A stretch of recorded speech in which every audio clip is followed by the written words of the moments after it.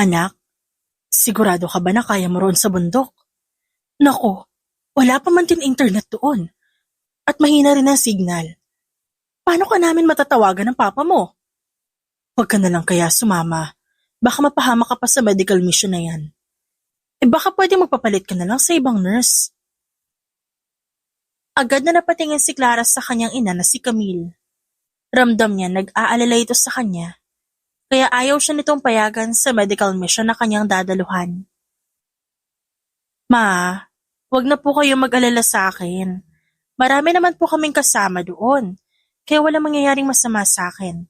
Isa pa, may mga kasama naman kaming sundalo, kaya natitiyak ko na safe kaming lahat doon. At ngayon pa po ba ako aatras? Nakahanda na po yung mga gamit ko. Sagot niya sa ina. Lara, hindi mo naman may aalis sa amin ng nanay mo na mag-alala sa'yo. Ito ang kauna-unahang beses na lalayo ka. Wala kaming idea kung ano mangyayari sa'yo doon. Sabat naman ang kanyang ama na si Lorenzo.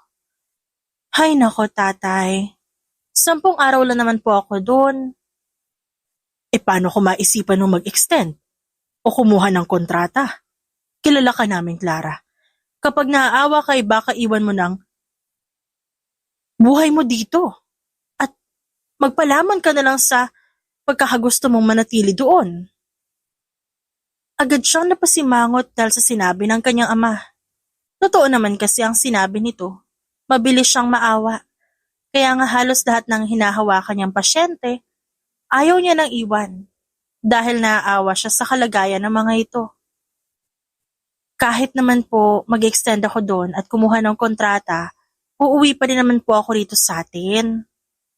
Pagdadahilan niya. Ay nako, sige na nga. Basta mag-iingat ka doon ha. Kapag may nangyaring masama sa'yo talagang sasampahan ko ng kaso yung ospital nyo.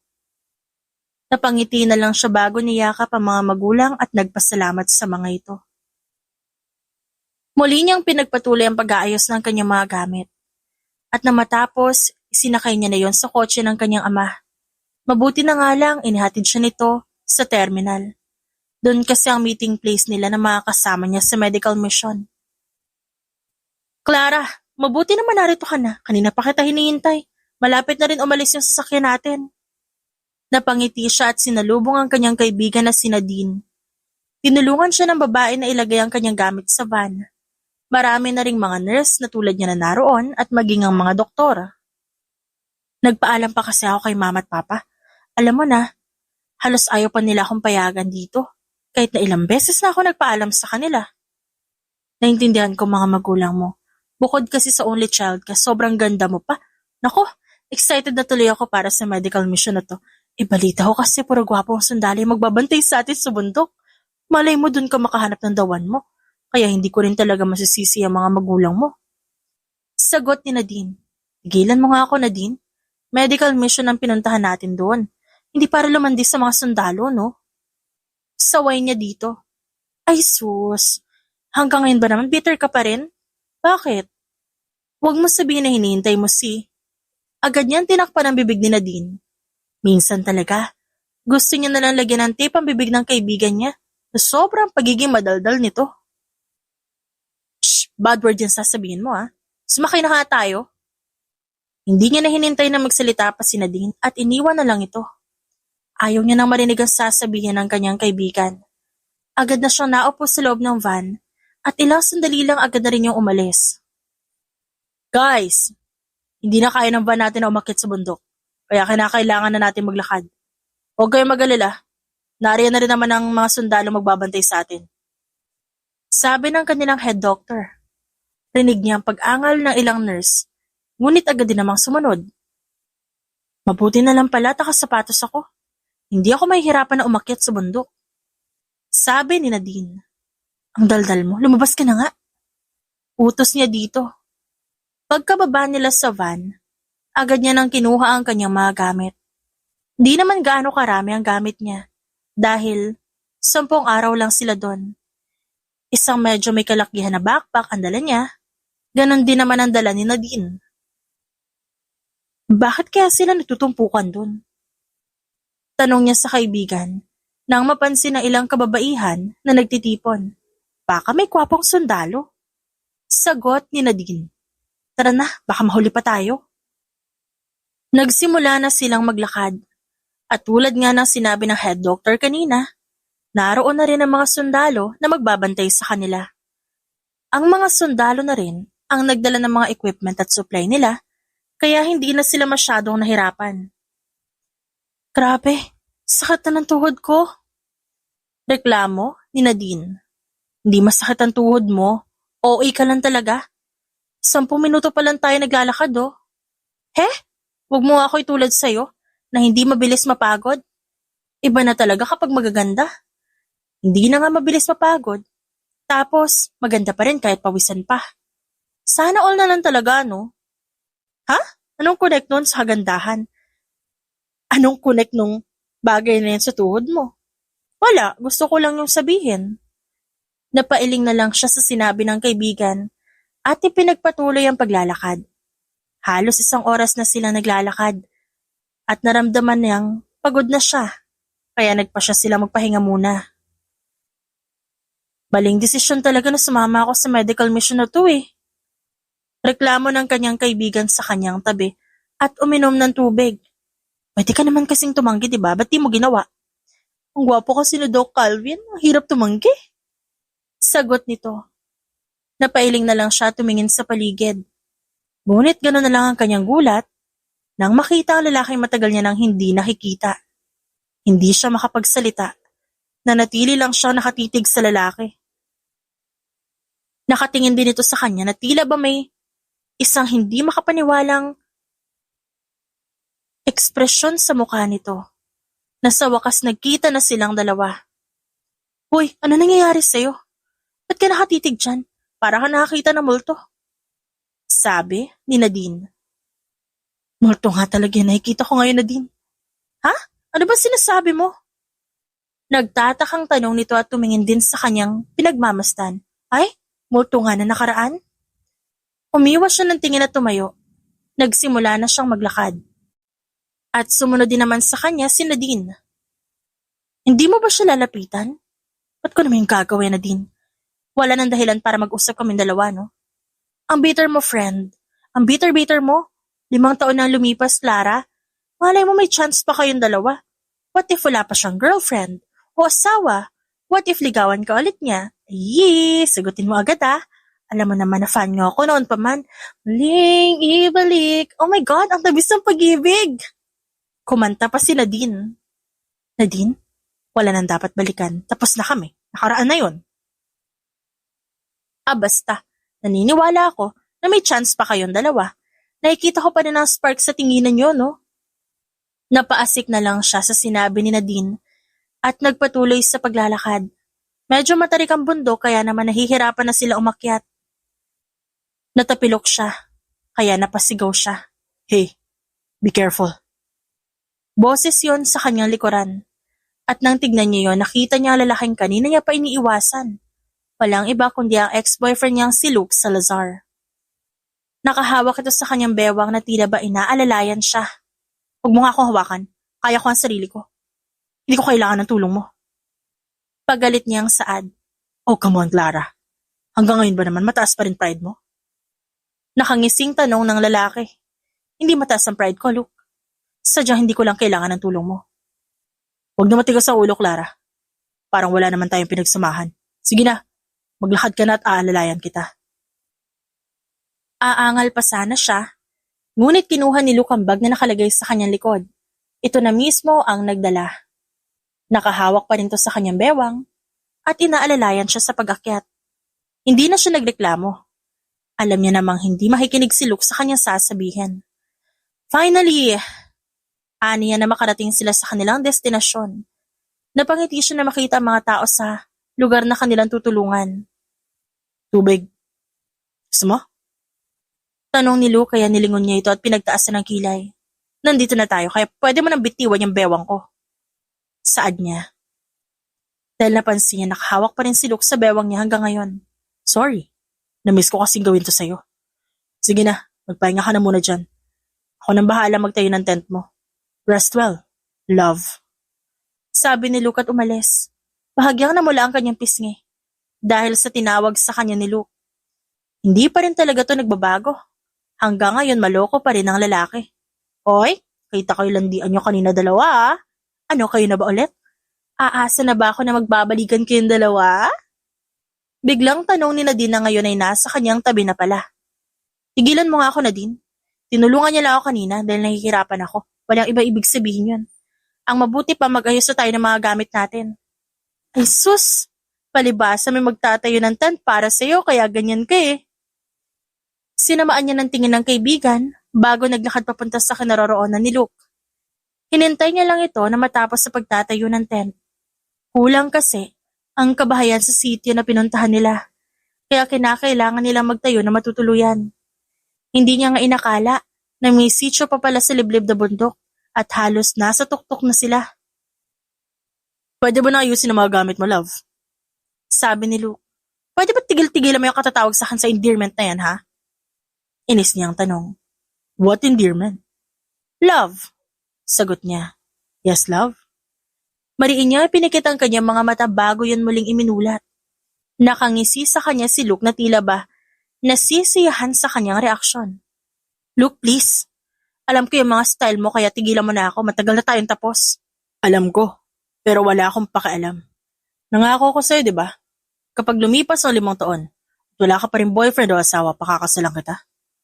Sabi ni Luke, paano ka naman nakakasiguro na single pa rin ako hanggang ngayon? I know you too well, Clara. Alam kong wala ka pa rin ibang mahal ngayon, kaya gagawin ko ang lahat upang muli ka mahulog sa akin. Tutuparin ko ang pangako ko sa'yo. Hindi mo naman yan kailangan to pa rin, Luke. Masaya na ako kahit single ako. Masaya ka nga ba talaga, Clara? O baka naman pinapaniwala mo lang ang sarili mo na masaya ka? Bigla siyang napatahimik sa sinabi ng lalaki. Alam niya naman na masaya na siya ngayon. Ngunit hindi niya masagot ang simpleng katanungan ni Luke. Luke, can you please stop? Be ready, love. Lalandiin kita. Diretsahang sabi ni Luke sa kanya.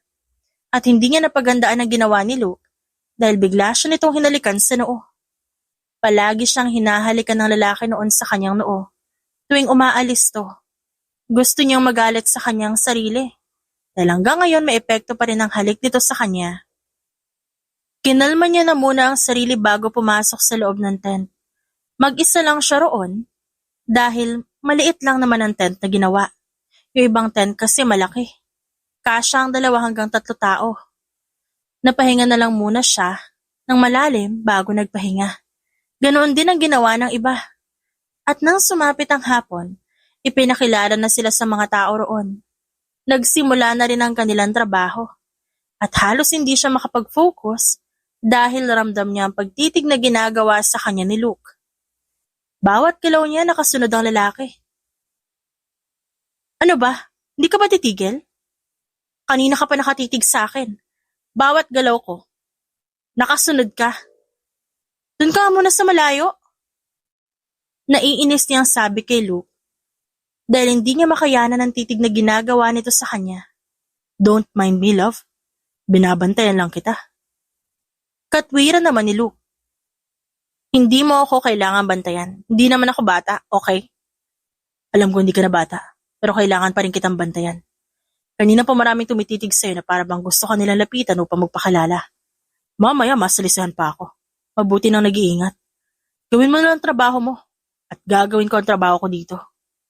Mamaya na kita lalandiin ulit kapag tapos na ang trabaho mo. Sabi ng lalaki. Bago pa man siya makapagsalita, tumalikod na ito. Naiinis siyang bumalik sa kanyang trabaho at tumulong sa doktor sa pag-a-assist ng mga pasyente. Ate, ang ganda mo po. Kapag po lumaki ako, gusto ko maging katulad mo. Gusto ko rin po maging nurse. Sabi sa kanya na isang batang babae. Talaga? Gusto mo maging nurse?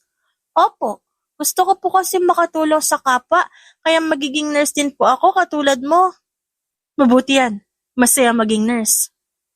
Napangiti siya at bahagyang ginulo ang buhok ng bata. Naaalala niya ang kanyang sarili noon sa batang ito. Tulad nito, pangarap niya rin talagang maging nurse. At masaya siya dahil natupad niya yon. Lumipas ang buong maghapon Natapos na rin ang unang araw nila sa pagtatrabaho. Pagod na siya ngunit kailangan niyang kumain ng hapunan. Dahil paniguradong mas marami silang trabaho bukas. Alam niyang dadagsa ang mga taong may mga sakit dahil nalaman niyang may iba pa palang sityo sa kabundukan at balak na pumunta sa kanila bukas upang magpatingin. Grabe, nakakapagod ang araw na to. Gusto ko na lang magpahinga at matulog. Reklamo ni Nadine. Mamaya ka na magpahinga, kumain na muna tayo. Niya. Kinuha niya ang kanyang plato at pumilas na namimigay ng pagkain. Meron kasing naka-assign sa paghahanda ng kanilang pagkain, kaya hindi na nila kailangan problemahin to. Nang makakuha silang dalawa ni Nadine ng pagkain, pumwesto sila sa baba ng isang puno. Sinabawang gulay ang ulam nila, at mabuti na lang hindi siya maarte sa pagkain. Dito ka lang pala, kanina pa kita hinahanap. Agad silang napalingon ni Nadine sa nagsalita at doon niya nakita si Luke na nakatayo sa kanilang harapan. Pabirong, binunggo ni Nadine ang kanyang braso. Kaya sinamaan niya ito ng tingin. Ano naman bang kailangan mo sa akin? Ha? Naiinis niyang tanong. Ikaw ang kailangan ko. Huwag kang lumayo sa akin. Baka mamaya may lumalapit na pala sa ibang lalaki. Tapos wala pa akong alam. Mahirap na. Sagot ni Luke. Hi Luke, long time no see. Sabi ni Nadine sa kanyang tabi. Hello Nadine, kumusta ka na? Tanong naman ni Luke at biglang tumabi sa kanya. Ayos na ako, Luke. Babalikan mo na ba tong kaibigan ko? Naku, mula na maghiwalay kayong dalawa, ni minsan hindi siya nagko-boyfriend ulit. Baka hinihintay ka nito? Babalikan mo na ba siya? Tutulungan kita kung gusto mo. Nadine. Saway niya dito. O bakit? Nagsasabi lang naman ako ng totoo. Kahit nga, maliligaw, wala rin kasi agad mo silang pinapatigil. Pangangatwiran ni Nadine at napanguso. Don't worry Nadine. Lalandin ko tong kaibigan mo. Sisiguraduhin kong babalik siya sa akin. At aalamin ko kung ba't siya nakipaghiwalay sa akin. Hanggang ngayon kasi hindi ko pa rin alam ang dahilan. Sabat naman ni Luke. Umiwas na lang siya ng tingin at pinagpatuloy ang pagkain. Tama si Luke. 5 taon na rin ang lumipas. Ngunit wala itong alam kung ba't siya nakipaghiwalay. Konting lambing mo lang dito kay Clara, bibigay rin niya agad. Saad ni Nadine. Lalandin ko siya hanggang sa mahulog ulit siya sa akin. Tumigil lang kayong dalawa. Kung makapag-usap kayo parang wala ako dito sa tabi niyo Ay, sorry Clara.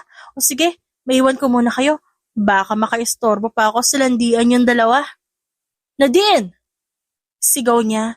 Ngunit kumaway lang ang babae. Love, hayaan mo na si Nadine. Lumayo ka nga sa akin, naiirita ako sa'yo. Love, paano kita lalandiin kung malayo ka sa akin? Tigilan mo nga ako, Luke. Hindi ako nakikipagbiroan sa'yo. Hindi naman ako nagbibiro. Ewan ko sa'yo, bahala ka nga sa buhay mo. Inirapan niya si Luke at nagpatuloy na lang sa pagkain. Ngunit nagulat siya nang kunin ni Luke ang kanyang plato at nilagyan ng ulam nito. Pritong manok yon. I know you love fried chicken. Kaya yun na lang itong pagkain ko. Baon namin to kaninang tanghalian. Pero nakita kita kaya naisipan ko ibigay na lang sa'yo. Hindi mo naman kailangan gawin yan, Luke. May pagkain ako, kaya kainin mo na lang di ang pagkain mo. No. Huwag na matigas ang ulo mo.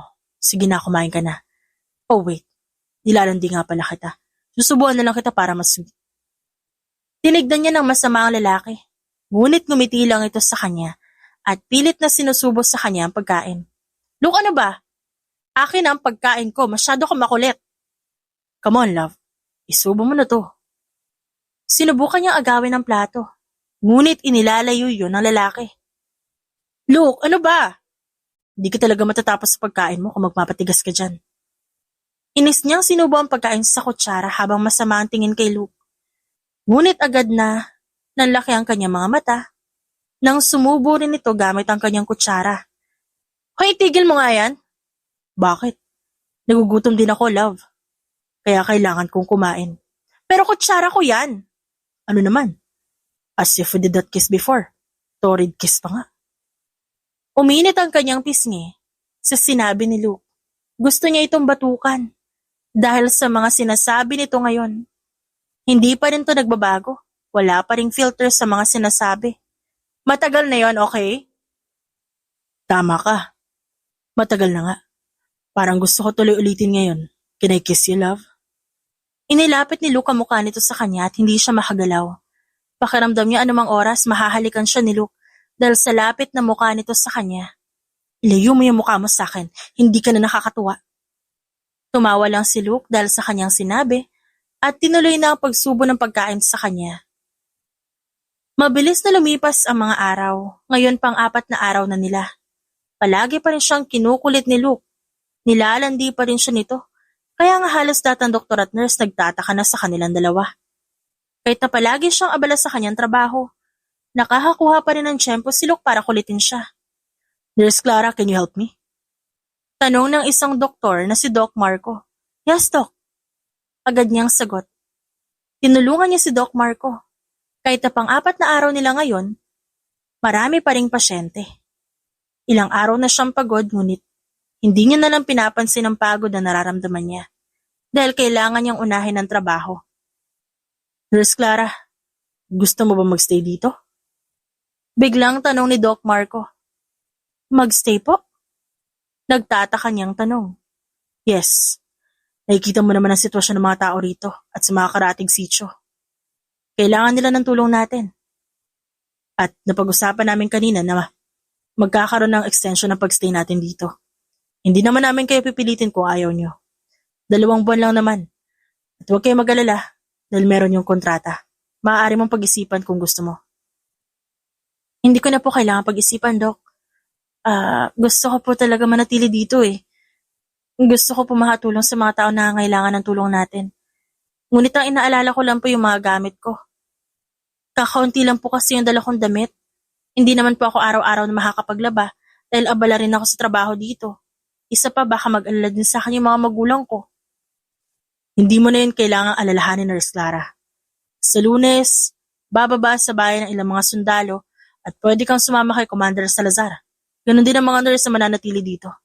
Meron namang signal sa bayan kaya pwede mong tawagan ng mga magulang mo para makapagpaalam ka. Sige po, Doc, sasabihan ko rin po si Nadine kung gusto niya magstay. Ngumiti sa kanya si Doc Marco, kaya napangiti na lang din siya. Aaminin niyang gwapo ang doktor na nasa kanyang harapan. Sa katunayan niyan, si Doc Marco ang pinakagwapong doktor sa ospital nila, kaya halos lahat ng babaeng doktor at nurse may crush dito. Wait lang po, Doc ah. Wala na po tayo alcohol dito, kukuha lang po muna ako. Paalam niya, na agad namang tinanguhan ng doktor. Iniwan niya muna ang doktor at pumunta siya sa stock ng kanilang gamit. Isang maliit na kubo lang yon, ngunit kasya naman ang kanilang mga supply para sa mga nangangailangan. Kumuha siya ng 3 alcohol at lalabas na sana siya ngunit may brasong pumulupot sa kanyang bewang at isinandal siya sa pinto. Sinong lalaking yun ha? Bakit ka nakikipag-usap sa kanya? Anong pinag-uusapan niyo? Bakit nakangiti kayong dalawa? Sunod-sunod na tanong ni Luke. Ang may-ari ng brasong pumulupot sa kanyang bewang. Luke, ano ba? Itiwan mo nga ako, baka hinihintay na ako ni Doc Marco. Sagutin mo muna ang tanong ko, Clara. Kanina pa ako nagsiselos. Dahil nakita kitang umingiti sa kanya. Ano naman kung umiti ako sa kanya? Doktor yun. Kaya nararapat lang na igalang ko siya. Parte ito ng trabaho ko. No. Huwag ka na makipag-usap sa kanya ulit. Sa babaeng doktor ka nalang tumulong. Luke, hindi naman yata tama yung sinasabi mo. Ginagawa ko lang yung trabaho ko at walang masama doon. Hindi mo ako pwedeng diktahan sa kung ano nararapat kong gawin. Hindi naman tayo magkaano-ano. Hindi tayo magkaano-ano? Then you're my girlfriend now and I'm your boyfriend para may karapatan na ako sa'yo. Meron na ulit tayong relasyon. Kaya lahat ng sasabihin ko dapat mo sundin. Naintindihan mo ba? Ano? Nababaliw ka na ba, Luke? Hindi. Pero mababaliw ako kapag nakipag-usap ka pa sa ibang lalaki. Kaya ngayon palang babakura na kita. You're unbelievable. Ni hindi mo nga ako niligawan tapos ngayon, gusto mo tayo na agad? Don't worry, love. Niligawan pa rin naman kita. Pero, naniniguro lang ako ngayon. Magsasalita pa sana siya, ngunit nagulat siya nang bigla siyang halikan ni Luke sa labi. Hindi siya makagalaw. Hindi niya alam kung anong dapat gawin habang si Luke ninanam namang kanyang labi. That's it. You're mine again, love. Nakangising sabi nito at bigla siyang tinalikuran. Ilang segundo pa siyang natulala hanggang sa tuluyang mag-sink in sa kanya ang ginawa nito. Napailing na lang siya at lumabas. Dumiretso pa rin siya kay Doc Marco. Ngunit naroon si Luke. Malapit lang ito sa pwesto nila. Hindi niya na lang to pinansin at tinulungan ng doktor na kanyang binigyan ng alkohol. Ate nurse, may boyfriend ka na po ba? May malaking sugat ang bata sa braso. At kasalukuyan yung ginagamot ni Doc Marco habang siya'y nasa gilid at inaabot sa doktor ang kinakailangan nito para sa paglilinis sa sugat ng bata. Ha? Ba't mo naman yan natanong? Ang ganda mo po kasi, tas gwapo si Doc. Bagay po kayong dalawa. Talaga? Bagay kami? Tanong naman ni Doc Marco. Opo, ligawan mo na po kaya siya, Doc. Magsasalita na sana siya, ngunit agad ng laki ang kanyang mga mata nang makita si Luke na papalapit sa kanilang pwesto. Tumabi ito sa kanya at pinulupot ang braso sa kanyang bewang. Luke, ano ba? Matagal ka pa ba, love? Kumain ka na muna ng lunch. Alam mo naman na ayaw ko nagugutom ka. Ayaw ko nagugutom ang girlfriend ko. Malambing na saad ni Luke. Girlfriend? Magkasintahan kayong dalawa ni Commander Salazar? Gulat na tanong ni Doc Marco. Ha? Ano? Hindi. Yes. Bakit? May problema ka sa relasyon namin ni Clara? Maangas na tanong ni Luke, kaya mahina niya itong kinurot sa bewang. Ay, sundalo po pala boyfriend mo, ate nurse. Sayang naman, pero gwapo din naman po si Kuya Sundalo. Mas bagay kayo. I didn't know na may boyfriend ka na pala, Nurse Clara. Saad ni Doc Marco. Hindi na lang siya umimik hanggang sa matapos si Doc Marco, nagamutin ang sugat ng batang babae. Hindi na rin umalis si Luke sa kanyang tabi. Let's eat. Mamaya na, marami pang pasyente. It's okay, Nurse Clara. Kumain ka na muna, kaya ko na dito. Saad naman ni Doc Marco na mukhang narinig ang usapan nilang dalawa ni Luke. Great! Saad ni Luke at bigla siyang hinila. Masama niya lang tinignan si Luke hanggang sa makarating sila sa tent ng mga sundalo. Pinagtitinginan nga sila ng iba, ngunit itong lalaking kasama niya mukhang walang pakialam sa paligid. Umupo ka na dyan, love. Ako nang bahala maghanda ng pagkain natin. Utos ni Luke na makarating sila sa isang mesa. Gusto niyang batukan ang lalaki dahil sa sinabi nito. Dahil maraming sundalo ang nakatingin sa kanilang dalawa. Mukhang narinig ng mga ito ang sinabi ni Luke dahil lahat ng sundalo napanganga. Wow! Love? May girlfriend pala si Commander? Oo nga. Isa pang nurse. Galing talaga mamili ni Commander. Ano pangalan mo, ma'am? Tanong naman ng isa pang sundalo. Clara Evangelista. Sagot niya. Clara? Pamilyar sa amin ang pangalan mo, ma'am. Huwag niyo ang tawaging Ma'am Clara na lang. O sige, ako si Calvin. Kaibigan ni Commander. Nice to meet you, Calvin. Wait, pamilyar ka rin sa akin. Saan nga ba kita nakita? Naalala ko na. Sigaw naman ng isa. Ha? Pero ngayon lang naman tayo nagkakilala. Ikaw yung babae sa wallet ni Commander. Ikaw yung ex nung college pa siya, tama ba ako? Magsasalita pa sana siya, ngunit may pagkain na biglang nailapag sa kanyang harapan. Tinolang manok ang ulam kaya napangiti na lang siya. Tama na yan. Baka kung ano sinasabi mo sa girlfriend ko ah. Di naman, Commander. Girlfriend, nagkabalikan na kayong dalawa? Oo. Nagmakaawas sa na balikan ko raw siya, kaya pumayag ako. Natatawang sagot ni Luke, kaya hinampas niya ito sa braso. Kapal na mukha mo. Hindi ako nagmakaawas sa'yo oh. Ikaw nga to siloso at basta nalang nag-declare na magkasintahan tayong dalawa. O bakit? Doon din naman tayo pupunta. Kaya inunahan ko na. Alam mo naman na advance ako mag-isip. Diba? Huwag ka na magalit sa akin, love. Kainin mo na yung pagkain mo. Ay nako, alis na nga muna kami, Commander. Alam naman namin na gusto mo masolo tong girlfriend mo. Sabi ni Calvin. At biglang tumayo. Gusto niyang pigilan ang pag-alis ng mga ito. Ngunit di niya magawa. Ayaw niyang maiwan kasama si Luke. Naaalala niya lang nung hinalikan siya nito. Finally, masusolo na rin kita. Come on, kumain ka na habang mainit pa yung tinola. Ako mismo ang naghuli ng manok na yun sa hagubatan. Alam kong nananawa ka na sa gulay eh. Napabuntong hininga na lang siya at kumain. Hindi niya na pinansin si Luke na nagsasalita dahil gusto niya na agad makaalis. Hey, kanina ka patahimik. May nagawa ba ako mali? Galit ka ba sa akin? Hindi ba masarap yung pagkain? Ba't ayaw mo akong kausapin? Sunod-sunod na tanong nito. Luke, matanong nga kita. Bakit mo ba ito ginagawa sa akin? Ano bang sinasabi mo, love? Di kita maintindihan. Ito, ang mga bagay na to. Ba't mo ito ginagawa sa akin? Hindi ko maintindihan ang ginagawa mo at pinapahiwatig mo. Mas lalong hindi kita maintindihan. Siyempre pagluluto kita, girlfriend kita eh. Normal lang itong ginagawa ko. Dahil may relasyon tayong dalawa. Look, alam mo matagal na tayong tapos. Wala na tayong relasyon. Kaya ano pang silbi ng ginagawa mo ngayon? Ano silbi ng ginagawa ko? Clara, hindi mo ba ramdam? Ramdam ang alin? Na hanggang ngayon mahal pa rin kita. Hindi siya makapagsalita. Hindi siya makapaniwala sa sinabi nito.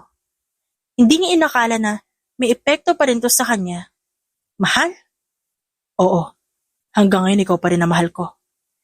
Hindi ko maintindihan kung bakit ka nakipaghiwalay sa akin nun. Sa pagkakaalam ko, wala naman akong ginagawang mali. Alam ko sa sarili ko na naging mabuti akong boyfriend sa'yo. Kaya hindi ako makapaniwala na nakapaghiwalay ka sa akin. Sana ipinaintindi mo sa akin para hindi ako nagmukhang tanga kakaisip ko anong mali ko, Clara.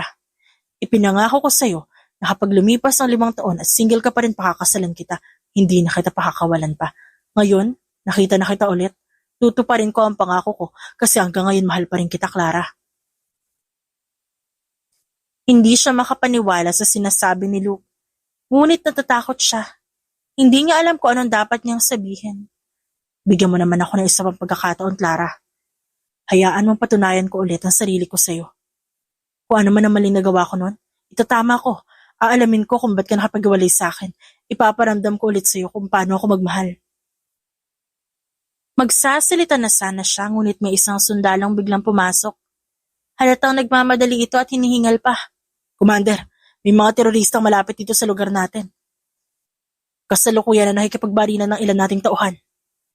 Ano? Clara, may iwan muna kita dito. Mag-iingat ka dito, ha? Bigay ng paalala ni Luke sa kanya. Magsasalita siya ngunit hinalikan ni Luke ang kanyang labi bago nagmamadaling umalis. Lumabas na rin siya sa kampo ng mga sundalo. Kahit hindi pa siya tapos kumain. Masyado siya nag-aalala sa kalagayan nila ngayon.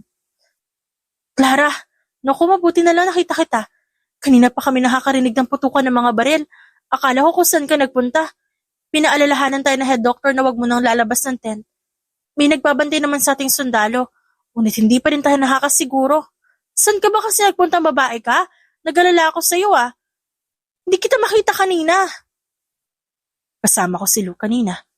Hindi namin alam na may nagpaputukan sa labas. Ay, ang galing! Nag-alala ako sa'yo. Tapos nakapag-date ka lang pala kay Luke. Naku, makukurot talaga kita sa singit na babae ka, ha? Ang OA mo naman, Nadine. Kumain lang kaming dalawa ng lunch. Ay, ewan ko sa'yo. Tara na nga sa tent mo, baka matamaan pa tayo ng ligaw na bala.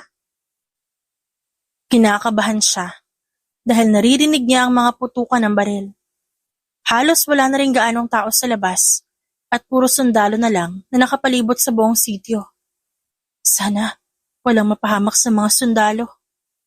Aniya, ay sus, di mo pa diretsuhin. Sana sinabi mo na lang na sana hindi mapahamak si Luke.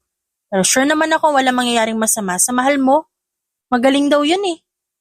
Sinamaan niya ng tingin si Nadine, kaya agad itong nanahimik. Nag-aalala na nga siya tas nakuha pa nito magbiro. Hindi niya alam kung ilang oras bago natapos ang putukan ng baril. Hanggang sa wala na silang marinig. Nagulat siya nang biglang may nagbukas ng tent. Luke! Aniya na makita ang duguan ng braso nito. Agad siyang tumayo at hinawakan sa balikat ang lalaki. Nagsimula siyang maiyak sa kalagayan ni Luke. Ano ka ba naman? Hindi ka ba marunong mag-ingat? At tumudugo tong braso mo, ha? Magaling ba yung kalaban niyo? Tanga mo naman! Mangiyak-ngiyak niyang saad. Kapag nag-aalala siya, hindi niya talaga naiiwasan kung ano-anong lumalabas sa kanyang bibig. Kaya nga, namumura niya na rin si Luke kapag hindi ito nag-iingat. Tama na yan. Gamutin mo na lang ako at saka malayo naman to sa bituka. Di pa ako mamamatay. Pakakasalan pa kaya kita. Nakangising saad ni Luke. Love? Pakakasalan? Diyos ko! Ilang araw lang lumipas, nagkabalikan na kayong dalawa? Hindi makapaniwalang tanong ni Nadine, ngunit hindi niya na yun pinansin. Hinila niya sa braso si Luke at lumabas. Kumuha siya ng first aid kit at nagsimulang gamutin ang braso nito. Marami pang ibang sundalo ang sugatan kaya halos lahat ng doktor at nurse abala. Nag-aalala ka sa akin, no? Tanong ni Luke habang ginagamot niya pa rin ang sugat nito. Hindi, ba't naman ako mag-aalala sa'yo? Ramdam ko na mahal mo pa rin ako. Hindi ko alam kung anong dahilan mo kung ba't pinipigilan mo yung nararamdaman mo para sa akin at yun ang dapat kong alamin. Hindi na siya umimik pa sa sinabi ni Luke. Oo nga, at may nararamdaman pa rin siya sa lalaki. Ngunit dahil sa nangyari ngayon, natatakot siya.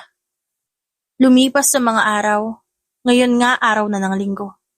Sasama siya sa pagbaba ng bundok para mamili ng mga gamit. Mabuti na lang pala at may pera siyang dala.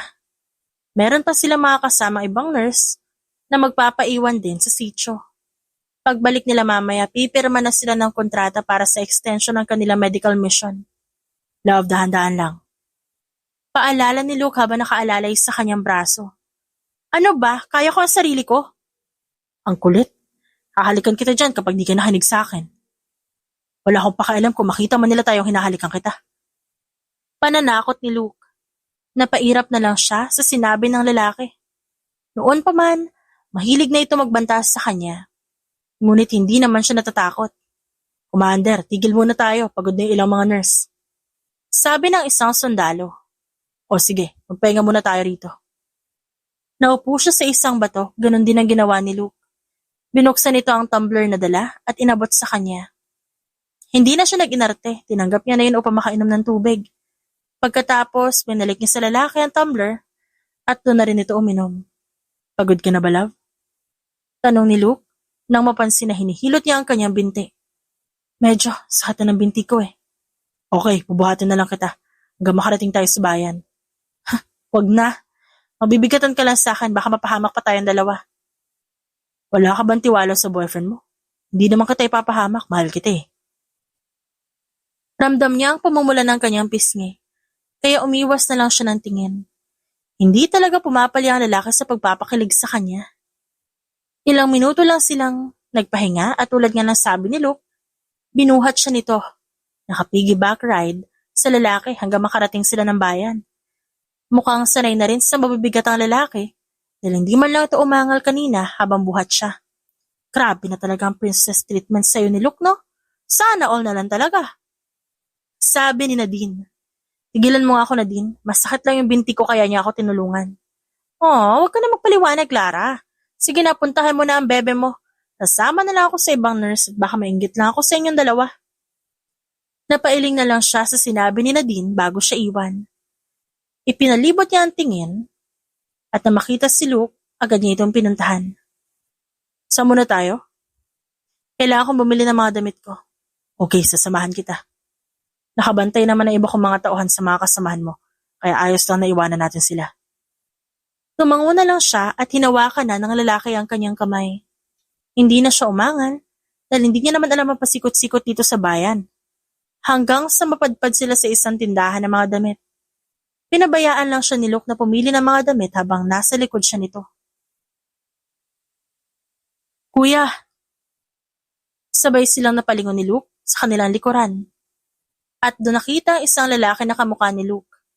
May kasama rin tong babae. Agad siyang napangiti na makilala ang lalaki.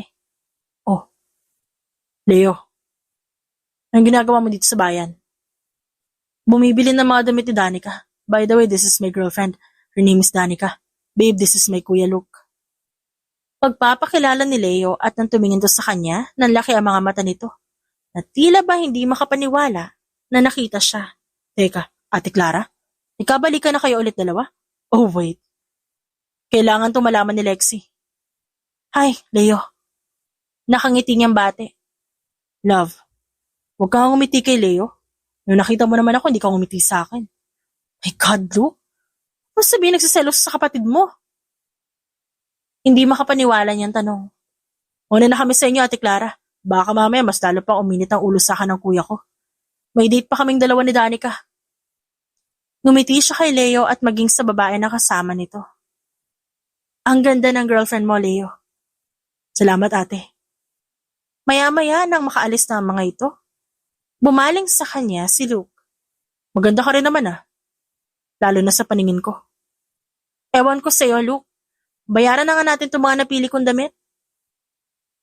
Nag-ikot-ikot pa sila sa bayan at binili niya ang kinakailangan niya. Tumawag na rin siya sa kanyang mga magulang para magpaalam na mag-e-extend sila. Mabuti na lang pumayag ang mga ito at nagpaalala lang sa kanya.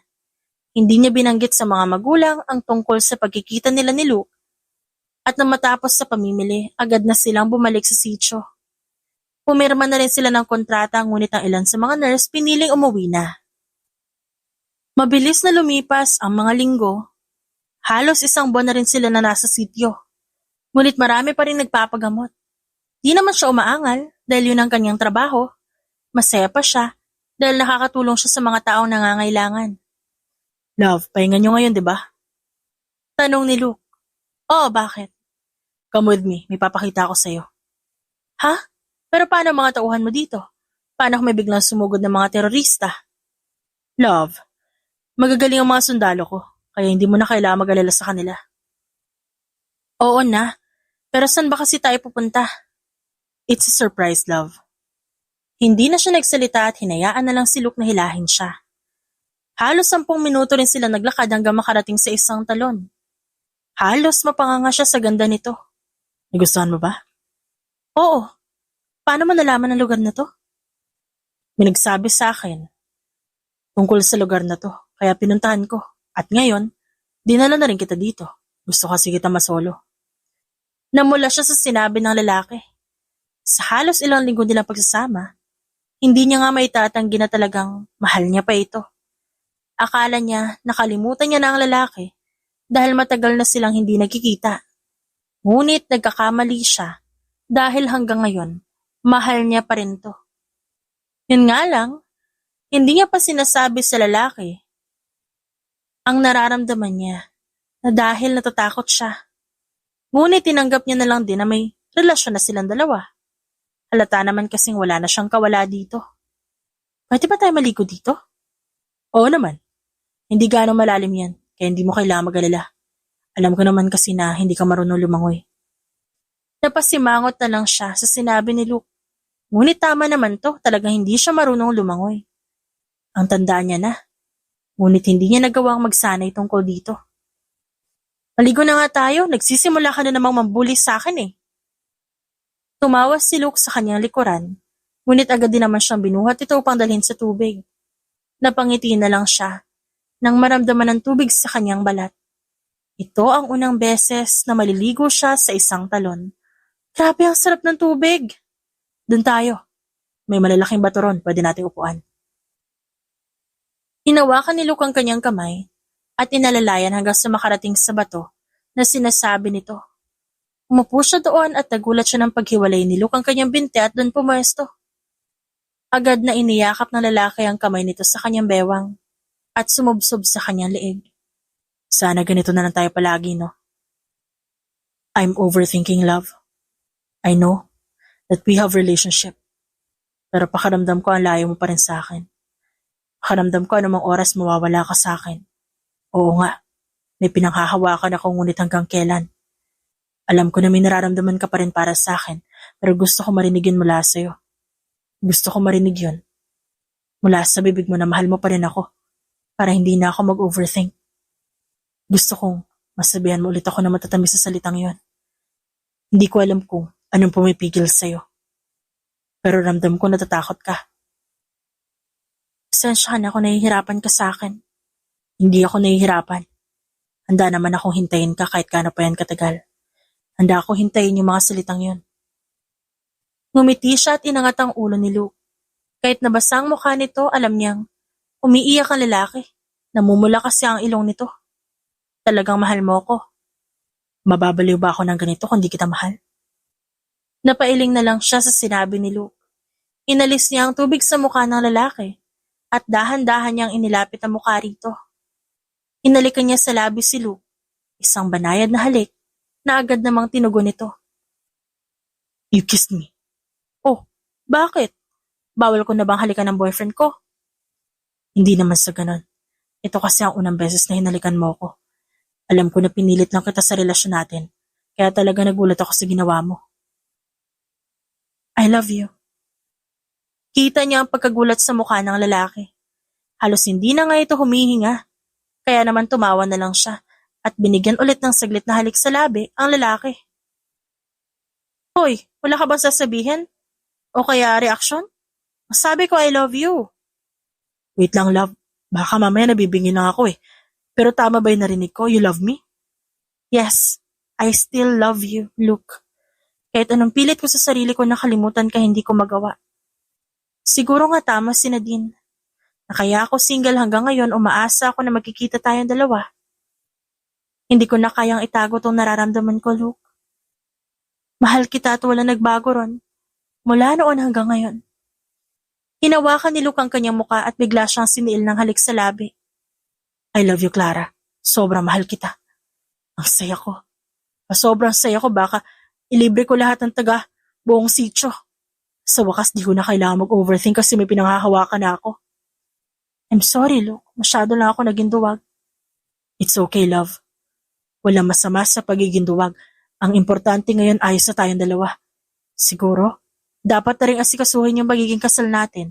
What do you think? Anong kasal? Hindi ka pa nga ulit tumaharap sa mga magulang ko tas yan agad ang nasa isip mo. Love, alam mo naman natanggap na ako ng mga magulang mo noon pa man, di ba? For sure matutuwa yung mga yon kapag nalaman nila nagkabalikan tayong dalawa. Pagkatapos ng medical mission niya na to, mag-aasikaso na tayo ng kasal. Pero, bago pa lang ulit ang relasyon natin, what if maghiwalay tayo? Pwede tigilan mo yung pag-iisip ng what if mo. Hindi naman ako makakapayag na basta kanila mawawala sa akin ulit.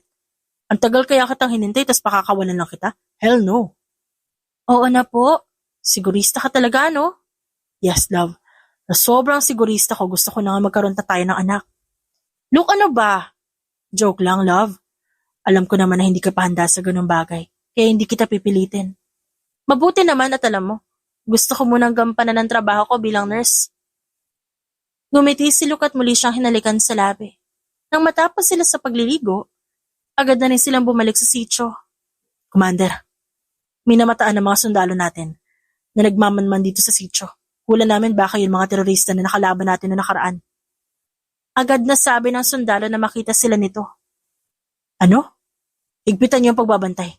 Siguraduhin niyo na lahat ng tao dito ligtas. Tumawag ka sa kampo natin. Magpadala pa ng mga sundalo.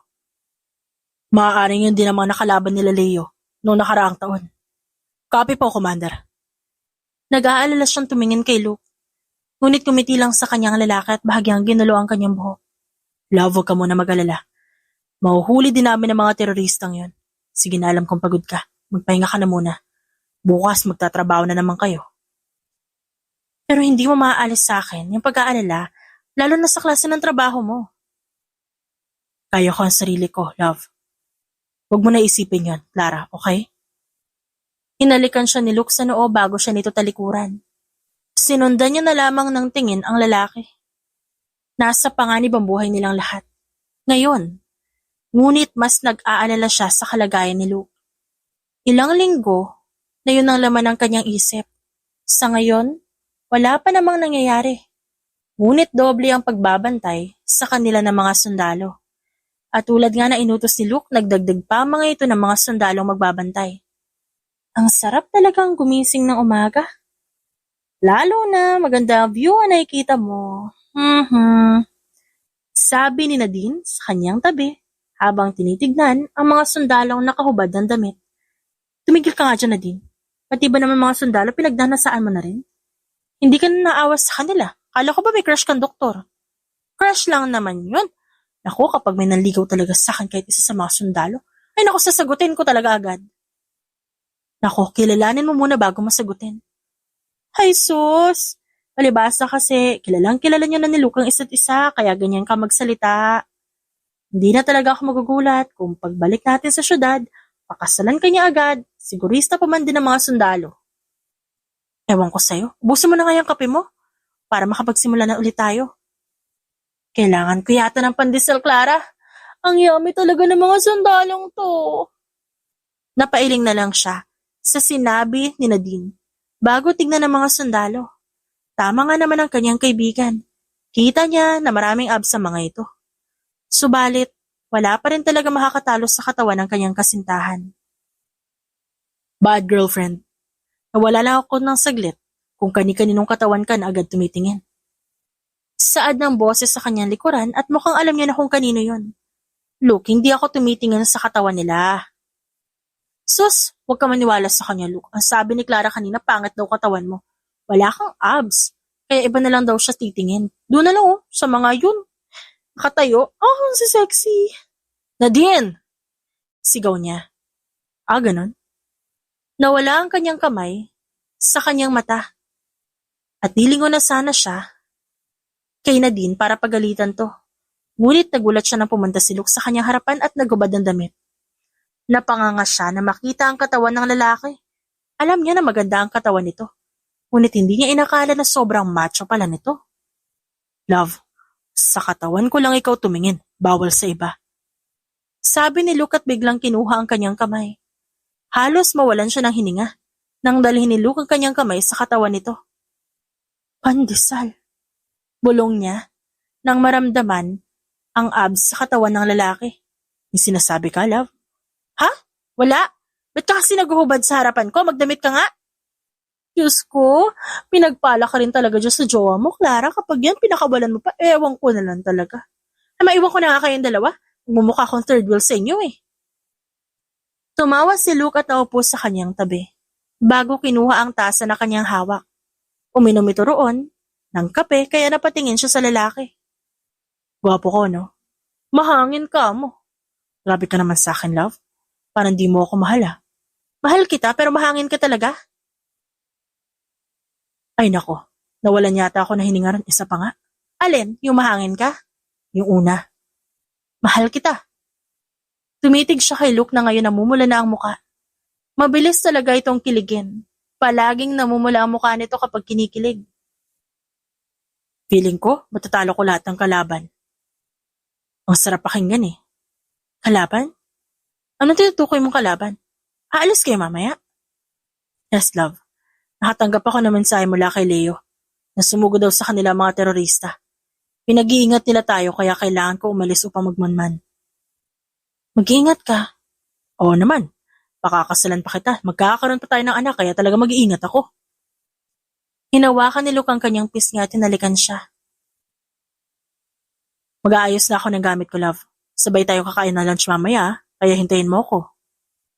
Ngumiti ulit si Luke at saglit na hinalikan ang kanyang labi bago lumayo. Sinundan niya na lang ito ng tingin. Gusto niya sana itong pigilan dahil ramdam niyang may masamang mangyayari. Ngunit alam niya na trabaho yun ni Luke. Trabaho nitong protektahan sila. Matapos niya magkape, nagsimula na ulit siya sa trabaho. Malapit na sila umuwi dahil patapos na ang kanilang kontrata. Malapit na rin maubos ang supply nila. At sasabihin niya na sa kanyang mga magulang na nagkabalikan na silang dalawa ni Luke. Noon pa man, gusto na talaga ng kanyang mga magulang si Luke para sa kanya. Ngunit nakipaghiwalay siya sa lalaki. Dapa! Sigaw na isang sundalo. Napasigaw siya nang may marinig na putukan ng baril. Nagkakagulo na ang mga tao dahil may mga taong nagpapaputok sa kanila ng baril. Hayop na, Commander yun. Magkapatid nga talaga sila. Mabuti na lang. Nalusob dati ng mga tao dito. Mga bata, kumuha kayo ng bihag. Napatingin siya sa mga terorista na basta na lang nanghihilan ng mga babae. Gusto niyang tumulong ngunit di niya magawa. Ikaw! Sigaw na isang lalaki na sa tingin niya leader ng mga terorista. Lumapit ito sa kanya at hinawakan siya sa braso upang itayo. Ano ba? Bitiwan mo nga ako! Ang ganda mo. Akin ka. Sinamaan niya ito ng tingin at dinuraan sa muka. Ang pangit mo! Abat, tignan lang natin kung masabihan mo pa ako ng pangit kapag nakuha na kita. Ang swerte ko naman ngayon. Wala si Commander Salazar dito. Ang bobo niya naman kasi. Napasigaw siya nang biglang sabunutan ng lalaki ang kanyang buhok. Bitiwan mo ako! Nanlaban siya. Sinusuntok at sinisipan niya ang lalaki. Ngunit mukhang hindi ito tinatablan. Bitiwan mo nga ako! Manahimik ka! Malapit na sana sila sa isang kubo nang biglang nagsulputan ang ilang mga sundalo kasama si Luke. Nakipagbarilan ng mga sundalo sa mga terorista at dahil mas marami ang mga sundalo, mabilis na ubos ang kalaban. Sige, subukan yung patayin ako. Papatayin ko rin ang babaeng to. Sigaw ng lalaki sa kanyang likuran. Huwag mo siyang sasaktan. Mabuti sumuko ka na lang. Di pa ako baliw para sumuko sa inyo. Mamatay na tayong lahat. Ipuputok na sana ng lalaki ang baril nito sa kanya, ngunit mabilis niya itong siniko sa tiyan. Sinipa niya rin to sa binti, at mabilis siyang tumakbo palapit kay Luke upang yakapin to. Sinalubong naman siya ng lalaki at mahigpit na niyakap. Hayop ka! Nagulat siya nang bigla siyang inikot ni Luke. Narinig niya ang isang putok ng baril at ang sunod-sunod pa. Unti-unting napaluhod sa kanyang harapan si Luke hanggang sa napahiga ito sa lupa. Luke! Luke! Hoy! Mabuti naman at ligtas ka. Luke naman eh! Huwag mo naman akong tinatakot. Huwag mo akong iiwan dito. Binabalaan kita. Shh! Huwag kang umiyak. Diba sabi mo, pakakasalan mo pa ako? Oo na Luke, pumapayag na ako kahit bukas magpakasal tayo sa isang linggo. Huwag ka lang mawala sa akin, please, please, please. Talaga? Pakakasalan mo ako? Wala na siyang pakialam kung magmukha siyang pangit sa mata ng iba dahil umiiyak siya. Ang mas importante ay ang kalagayan ni Luke. O sige. Sa susunod na buwan, magpakasal na tayong dalawa. Kumunot ang kanyang noo nang biglang bumangon si Luke. What? Bakit ka nakakatayo? Ano ba nangyari? Love, nakalimutan mo yata na sundalo ang boyfriend mo. Siyempre magsusuot kami ng bulletproof vest. Nakita niya sa likod ni Luke na nakabaon na pala ang bala ng baril. Wala yung dugo. Nilingon niya ang lalaki na ngayon nakangiti. Walang yaka! Malakas niyang sigaw at sinampal ang lalaki. Aray, para saan yun, love? Hindi ka ba masaya na ligtas ako? Ang sama mo talaga sa akin. Nakakainis ka, lalaki ka. Ha? Akala ko tinamaan ka ng baril. Umiyak pa ako dito tapos niloloko mo lang pala ako. Nakakainis ka! Sigaw niya habang patuloy na hinahampas ang dibdib ni Luke. I'm sorry, love. Gusto ko lang naman makita reaksyon mo eh kapag nakita mo tinamaan ako ng baril. Sorry na. Tinakot mo ko. Para akong aatakihin sa puso sa ginawa mo. Nakakainis ka. Hindi niya na natapos ang kanyang sinasabi dahil agad siyang hinalikan ni Luke sa labi. Lumipas ang isang taon, tuluyan na nga sila nagpakasal. Masaya si Luke dahil sa wakas, kasal na rin siya sa babaeng una niyang minahal. Akala niya noon hindi na sila magkikita pa ni Clara. Ngunit masyado talaga mapaglaro ang tadhana. Dahil muli silang nagkatagpo. Hindi niya na sinayang ang kanyang pagkakataon, muli niyang pinaibig ang babae. Ngayon, kaarawan ni Clara. Gusto nito sa bahay ng mga magulang nito magdaos ng kaarawan. Kaya pinagbigyan niya. Luke, puntahan mo muna ang asawa mo sa kusina. Utos sa kanya ng ina ni Clara. Sige po, ma. Hindi na rin siya nahirapan sa mga magulang ni Clara dahil tanggap pa rin siya ng mga ito at formal niyang hiningi ang kamay ni Clara mula sa mga ito. Agad na siyang dumiretso sa kusina at doon nakita niya ang asawa na kumakain ng saging habang sinasawsaw sa ketchup. Napangiwi siya sa ginagawa nito, ngunit pinabayaan niya na lang. Niyakap niya sa likod si Clara at pinatong ang baba sa balikat nito. Anong trip na naman to, love? Banana trip. Sagot ni Clara na nakangiti. Hindi kaya sumakit ang tiyan mo dahil dyan sa kinakain mo? Malapit na rin naman tayo mag-lunch. Shut up ka na lang dyan, love. Ang sarap kaya. Come on, try it.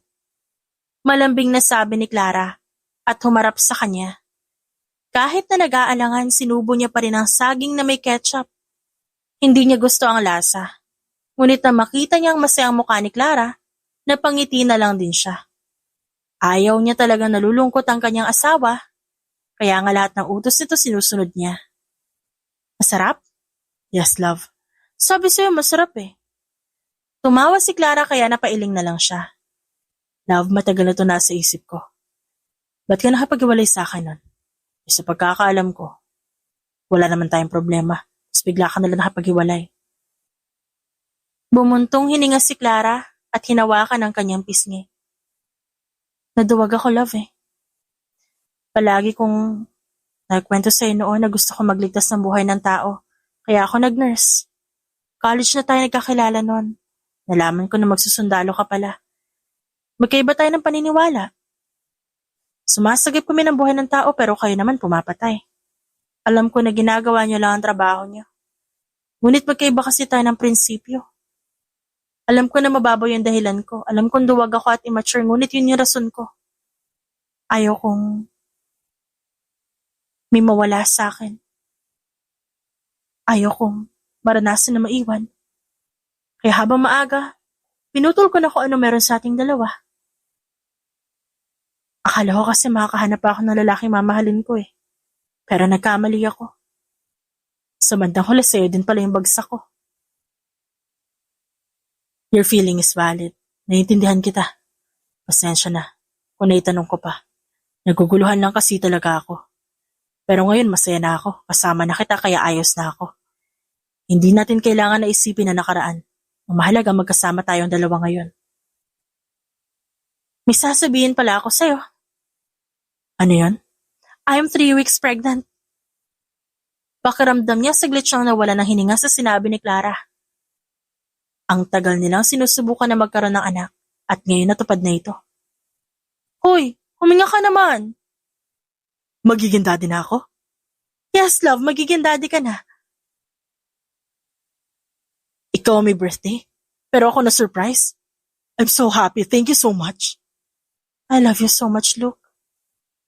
Mas mahal kita, Clara. Masaya siya, dahil sa wakas, natupad niya na rin ang pangako niya kay Clara. Asawa niya na ito ngayon, at magkakaroon pa sila ng anak. Wala na siyang mahihiling pa, dahil nasa kanya na ang lahat. Ang tanging gagawin niya na lang ngayon, protektahan ang kanyang asawa at ang kanilang magiging anak. Ito na ang kanyang tahanan na palaging uuwian. The end.